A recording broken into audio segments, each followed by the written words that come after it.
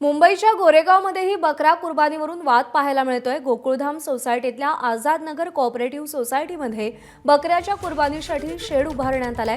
दरम्यान इमारतीमध्ये कुर्बानी देण्यावरून भाजप नगरसेविका आणि स्थानिक नागरिक आक्रमक झाले।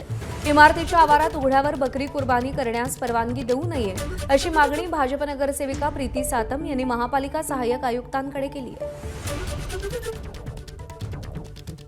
विनंती हीच आहे की त्यांनी आपला सण सादर करावा, परंतु एवढंच आहे की कॉर्पोरेशन प्रशासनाने त्यांना जागा दिलेली आहे, तिथे त्यांनी जी काही कुर्बानी त्यांना करायची ती करावी।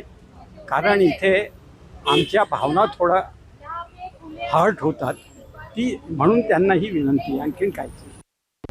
आम्ही हे जे चालू आहे खुल्या जागेवरती आम्ही बकऱ्याची कुर्बानी द्यायला देणार नाही। आमचा कडाडून विरोध आहे। आमचे इकडचे स्थानिक नागरिक जे आहेत, मी स्वतः या ठिकाणी आम्ही कुठच्याही सणाला विरोध करत नाहीत आणि त्यांनी त्या नियमाचं पालन करावं।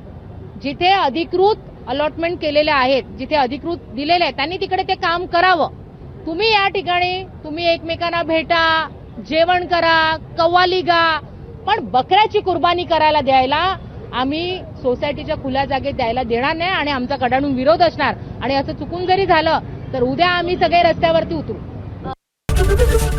एबीपी माझा, उघडा डोळे बघा नीट।